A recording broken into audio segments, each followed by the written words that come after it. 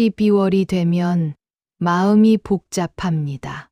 한 해를 돌아보니 후회만 남고 새해를 앞두니 불안만 커집니다. 이 무거운 마음 어떻게 내려놓을 수 있을까요? 해가 저물어가는 12월입니다. 창밖으로 차가운 바람이 불어오고 한 해를 돌아보는 마음이 복잡하기만 합니다. 올 한 해는 어떠셨습니까? 계획했던 일들 중 얼마나 이루셨고 또 얼마나 많은 것들이 뜻대로 되지 않았습니까? 어떤 분은 건강을 잃으셨을 수도 있고 어떤 분은 가족과의 관계에서 어려움을 겪으셨을 수도 있습니다. 또 어떤 분은 경제적인 어려움으로 힘든 시간을 보내셨을 것입니다. 이 모든 것들이 우리의 마음을 무겁게 하고 있지 않습니까? 새해가 다가오는데도 기쁘기보다는 두려운 마음이 더 큽니다. 내년에는 과연 더 나아질 수 있을까 하는 걱정이 앞서고 또다시 같은 실수를 반복하지는 않을까 하는 불안감이 마음을 차지하고 있습니다. 그런 경험 있지 않으십니까? 하지만 오늘 이 시간 보살님들께 전해드리고 싶은 소중한 가르침이 있습니다. 부처님께서는 이미 오래전에 한 해를 지혜롭게 마무리하고 새로운 시작을 준비하는 방법에 대해 말씀해 주셨습니다. 부처님의 가르침 속에는 우리가 과거의 아픔을 치유하고 현재를 감사하며 미래에 대한 희망을 품을 수 있는 4가지 소중한 지혜가 담겨 있습니다.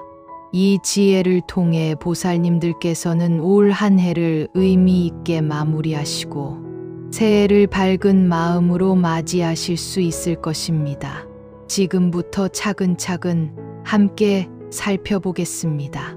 마음을 편안하게 하시고 들어보시기 바랍니다. 첫 번째로 과거의 업장을 청정하게 하는 참회의 지혜에 대해 말씀드리겠습니다. 한 해를 돌아보면 우리에게는 수많은 후회가 있습니다. 말하지 말았어야 할 말을 했고 하지 말았어야 할 행동을 했습니다. 부모님께 불효했던 순간들, 자녀들에게 화를 냈던 기억들, 동료들과 다투었던 일들이 마음속에 무겁게 자리 잡고 있습니다.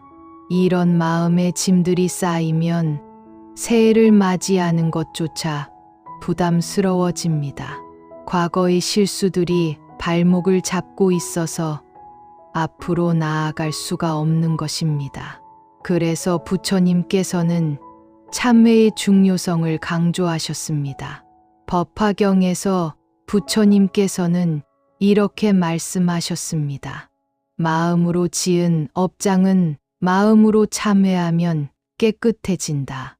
이 말씀은 우리가 과거에 지은 모든 잘못들이 진실한 참회를 통해 청정해질 수 있다는 뜻입니다.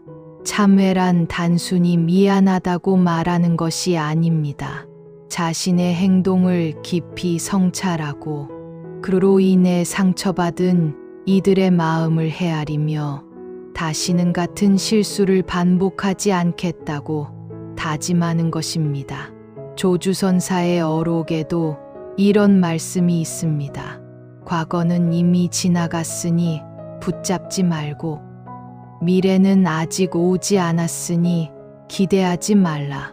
다만 현재 이 순간에 깨어 있어라. 이는 과거의 잘못에 매여 있지 말고 지금 이 순간 참된 참회를 통해 새로운 시작을 하라는 의미입니다. 그렇다면 구체적으로 어떻게 참회해야 할까요? 먼저 조용한 시간을 만드시기 바랍니다. 촛불 하나 켜놓고 부처님 전에 앉아서 올 한 해를 차근차근 돌아보십시오. 1월부터 12월까지 한 달 한 달 지나오면서 마음에 걸리는 일들을 하나씩 떠올려 보시기 바랍니다. 그리고 그때의 상황을 있는 그대로 받아들이십시오. 변명하지 마시고 합리화하지 마십시오. 내가 그때 화를 냈구나. 내가 그때 거짓말을 했구나. 내가 그때 이기적이었구나. 하고 있는 그대로 인정하시기 바랍니다. 그 다음에는 그로 인해 상처받았을 상대방의 마음을 헤아려 보십시오. 남편이 어떤 마음이었을까? 아내가 어떤 마음이었을까? 자녀들이 어떤 마음이었을까? 깊이 생각해 보시기 바랍니다. 그리고 진심으로 참회하십시오. 부처님, 제가 어리석었습니다.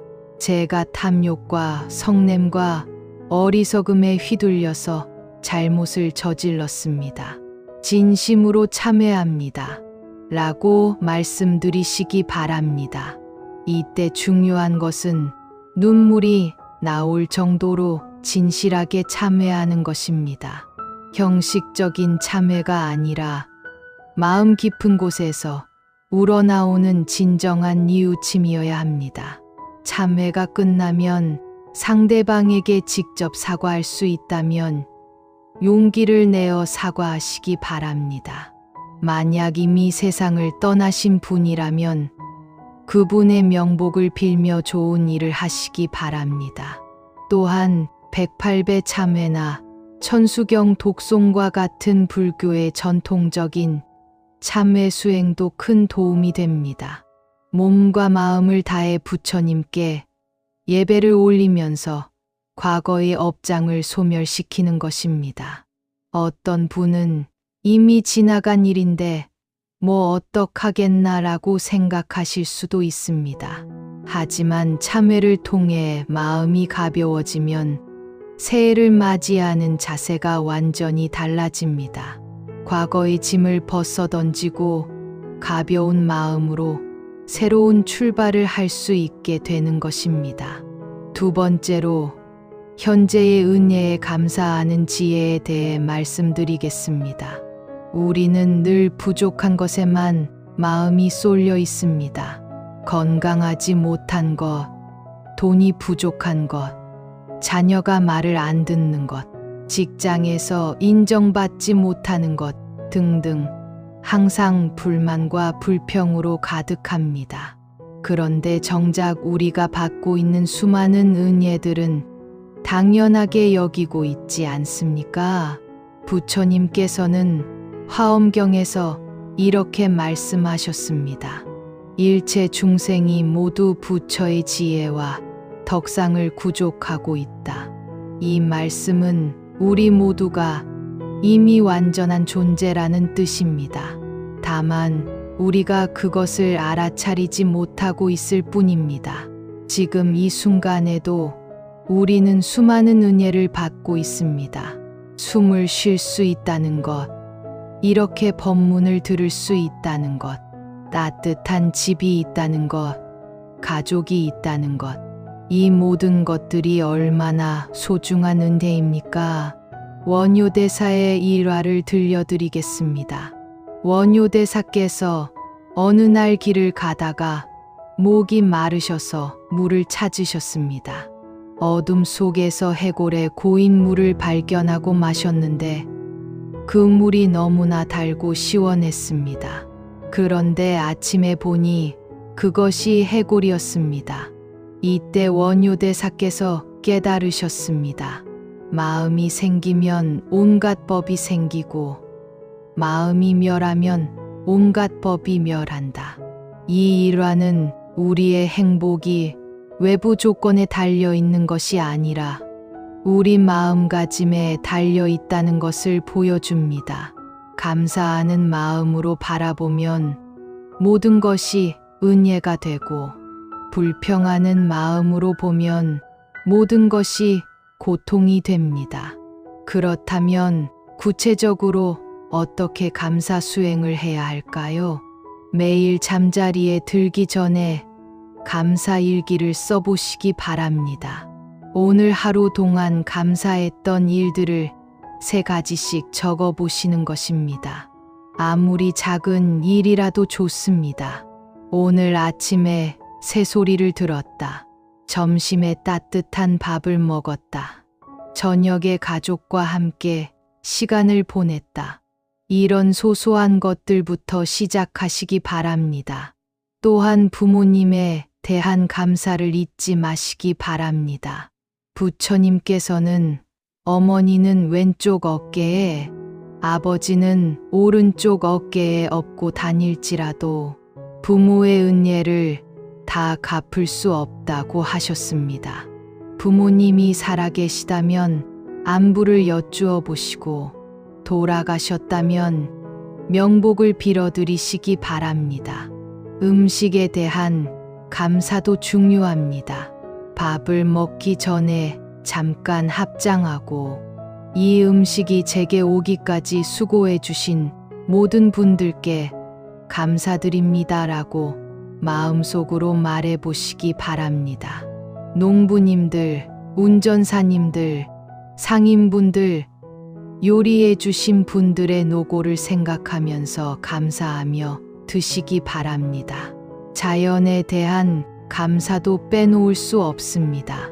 맑은 공기, 따뜻한 햇살, 아름다운 꽃들, 이 모든 것들이 우리에게 생명을 주고 있습니다. 산책할 때나 창밖을 바라볼 때 이런 것들에 감사하는 마음을 가져보시기 바랍니다. 특히 건강에 대한 감사를 잊지 마십시오. 아프신 분들은 건강의 소중함을 더 잘 아실 것입니다. 하지만 건강한 분들도 매일 아침 눈을 떴을 때, 손발을 자유롭게 움직일 수 있을 때, 밥을 맛있게 드실 수 있을 때 감사하시기 바랍니다. 법보에 대한 감사도 중요합니다. 이렇게 부처님의 가르침을 들을 수 있다는 것, 절에 다닐 수 있다는 것, 경전을 읽을 수 있다는 것, 이 모든 것들이 얼마나 큰 복인지 아십니까? 감사 수행을 계속하다 보면 우리의 마음이 점점 풍요로워집니다. 부족한 것보다 가진 것이 더 많다는 것을 깨닫게 되고 불평보다는 감사가 앞서게 됩니다. 이런 마음으로 새해를 맞이한다면 어떤 어려움이 와도 이겨낼 수 있는 힘을 얻게 될 것입니다. 세 번째로 마음을 고요히 하는 명상의 지혜에 대해 말씀드리겠습니다. 우리의 마음은 늘 바쁩니다. 과거의 일로 후회하고 미래의 일로 걱정하며 현재에는 온갖 잡념들로 어수선합니다. 이런 마음 상태로는 올바른 판단도 할 수 없고 평안한 삶도 살 수 없습니다. 그래서 부처님께서는 명상 수행의 중요성을 강조하셨습니다. 금강경에서 부처님께서는 이렇게 말씀하셨습니다. 무소주 이생기심, 마땅히 머무는 바 없이 그 마음을 내라는 뜻입니다. 이는 어떤 것에도 집착하지 말고 자유로운 마음을 가지라는 가르침입니다. 또한 능가경에서는 마음은 본래 청정하다고 하셨습니다. 우리의 마음이 본래 맑고 깨끗하지만 번뇌와 망상으로 인해 그것을 보지 못하고 있다는 것입니다. 명상은 이런 번뇌와 망상을 가라앉히고 본래의 청정한 마음을 회복하는 수행법입니다. 달마대사께서 중국에 오셔서 소림사 동굴에서 9년간 면벽좌선하신 것도 마음을 고요히 하는 수행이었습니다. 달마대사께서는 마음이 곧 부처라고 하시며 마음 닦는 공부의 중요성을 가르쳐 주셨습니다. 그렇다면 구체적으로 어떻게 명상 수행을 해야 할까요? 먼저 조용한 장소를 마련하시기 바랍니다. 가능하면 부처님을 모신 작은 공간이면 좋겠지만 여의치 않으면 깨끗하고 조용한 방 한 곳이면 됩니다. 향을 피우고 은은한 음악을 틀어놓으시면 더욱 좋습니다. 편안한 자세로 앉으시되 등은 곧게 펴시기 바랍니다. 연꽃 자세나 반가부좌가 어려우시면 의자에 앉으셔도 됩니다. 중요한 것은 몸이 편안하면서도 정신이 또렷한 자세를 유지하는 것입니다. 눈은 살짝 감거나 반쯤 뜨시고 호흡에 집중하시기 바랍니다. 코로 들이마시고 입으로 내쉬면서 호흡의 들고남을 지켜보시는 것입니다. 처음에는 들숨과 날숨을 하나씩 세어보셔도 좋습니다. 하나 들이마시고, 둘 내쉬고, 셋 들이마시고, 넷 내쉬고, 이런 식으로 10가지 세신 다음 다시 하나부터 시작하시기 바랍니다. 잡념이 일어나는 것은 자연스러운 일입니다. 억지로 막으려고 하지 마시고 그냥 흘려보내시기 바랍니다. 아, 생각이 일어났구나 하고 알아차린 후 다시 호흡에 집중하시면 됩니다. 관세음보살의 이름을 염송하는 것도 좋은 명상법입니다. 나무관세음보살 하며 한 글자 한 글자 또렷하게 염송하시기 바랍니다. 마음이 산란할 때는 소리를 내어서 염송하시고 마음이 고요해지면 속으로 염송하시면 됩니다. 아미타불 염불도 훌륭한 명상 수행입니다. 나무 아미타불 하며 한마음으로 부처님 명호를 부르시기 바랍니다. 이때 아미타 부처님의 자비광명이 온몸을 감싸주신다고 관상하시면 더욱 효과적입니다. 처음에는 10분부터 시작하시기 바랍니다. 익숙해지시면 20분, 30분으로 늘려가시되 무리하지는 마시기 바랍니다. 중요한 것은 매일 꾸준히 하는 것입니다. 하루도 빠뜨리지 않고 일정한 시간에 명상하시기 바랍니다. 명상을 하다 보면 마음이 점점 고요해집니다. 사소한 일에 화내지 않게 되고 조급해하지 않게 됩니다. 판단력도 명료해지고 집중력도 향상됩니다. 무엇보다 내면의 평화를 경험하게 됩니다. 이런 고요한 마음으로 한 해를 마무리하고 새해를 맞이한다면 어떤 상황이 와도 흔들리지 않는 중심을 가질 수 있을 것입니다. 명상은 단순히 마음을 쉬게 하는 것이 아니라 지혜를 기르고 자비를 배양하는 소중한 수행법입니다. 네 번째로 새로운 발언을 세우는 지혜에 대해 말씀드리겠습니다. 과거를 참회하고 현재를 감사하며 마음을 고요히 했다면 이제 미래를 향한 올바른 발언을 세울 때입니다. 발언이란 단순한 희망사항이나 목표가 아닙니다. 부처님의 마음으로 중생을 위해 서원을 세우는 것입니다. 법화경에서 부처님께서는 이렇게 말씀하셨습니다. 중생의 근기에 따라 법을 설하고 모든 중생을 성불의 길로 인도한다. 이는 자신만을 위한 것이 아니라 모든 중생의 행복을 위해 발언해야 한다는 가르침입니다. 아미타불께서는 법장비구 시절에 48가지 대원을 세우셨습니다. 그 중에서도 십년필생원은 특히 유명합니다. 만약 중생이 지극한 마음으로 10번만 내 이름을 부르면 반드시 극락세계에 왕생하게 하겠다는 서원입니다. 이처럼 발언은 자신의 수행과 중생의 구제가 함께 이루어지는 것입니다. 지장보살의 지옥이 비지 않으면 성불하지 않겠다는 서원이나 관세음보살의 중생의 고통 소리를 들으면 어디든 달려가 도움을 주겠다는 서원도 모두 중생을 위한 발언입니다. 그렇다면 우리는 어떤 발언을 세워야 할까요? 먼저 자신의 수행에 관한 발언을 세우시기 바랍니다. 매일 경전을 읽겠습니다. 매일 염불을 하겠습니다. 매일 참선을 하겠습니다. 계율을 잘 지키겠습니다. 등등 구체적이고 실천 가능한 수행 발언을 세우시기 바랍니다. 그러나 자신만을 위한 발언에 그쳐서는 안 됩니다. 가족을 위한 발언도 세우시기 바랍니다. 부모님께 효도하겠습니다. 남편과 아내에게 사랑과 이해를 베풀겠습니다. 자녀들을 지혜롭게 교육하겠습니다. 등등 가족의 행복을 위한 발언을 세우시기 바랍니다. 이웃과 사회를 위한 발언도 중요합니다. 어려운 이웃을 돕겠습니다.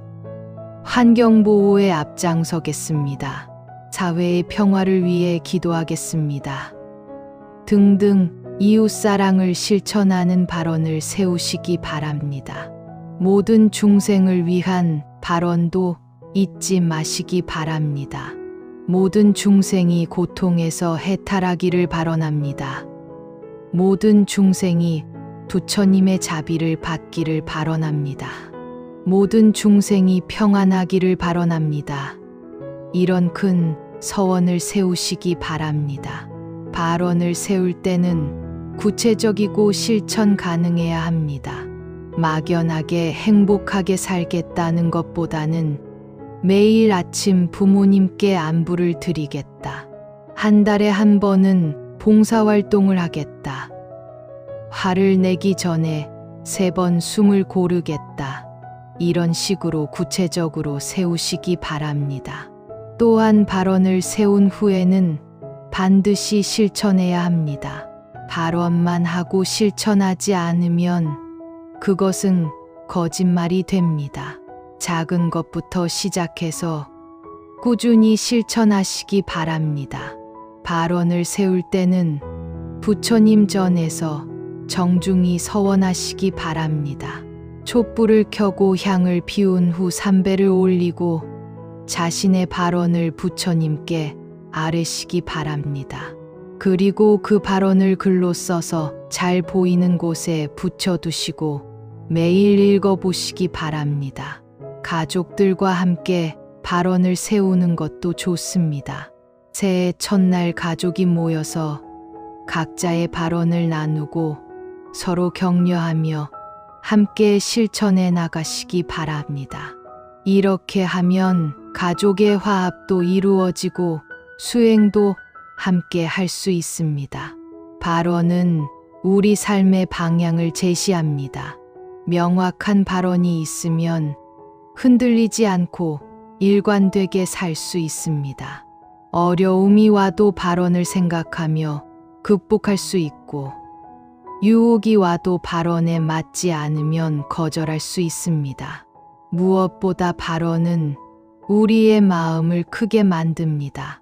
자신만을 위한 작은 마음에서 벗어나 모든 중생을 포용하는 큰 마음을 갖게 됩니다.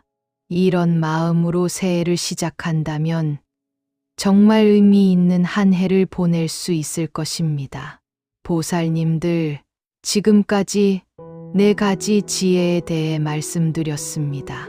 첫째, 과거의 업장을 청정하게 하는 참회의 지혜.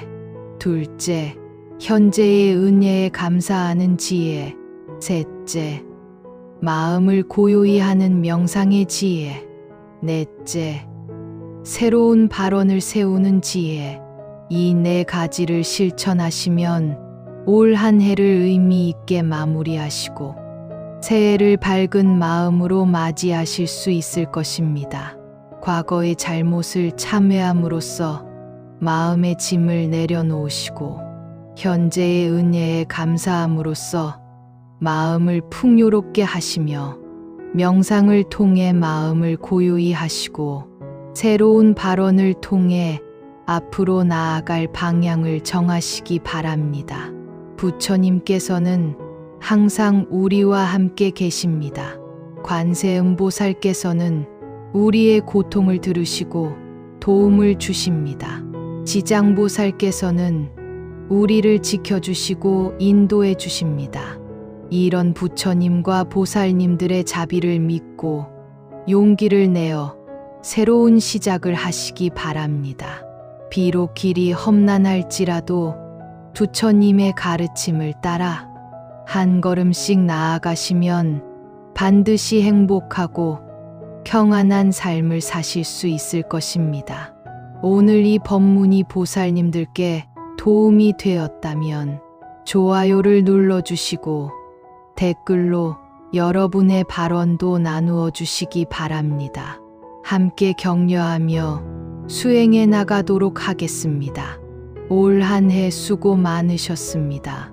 새해에는 더욱 건강하시고 행복하시며 부처님의 자비와 지혜가 늘 함께 하시기를 간절히 기원합니다. 나무아미타불, 나무관세음보살, 모든 공덕을 일체 중생에게 회향합니다.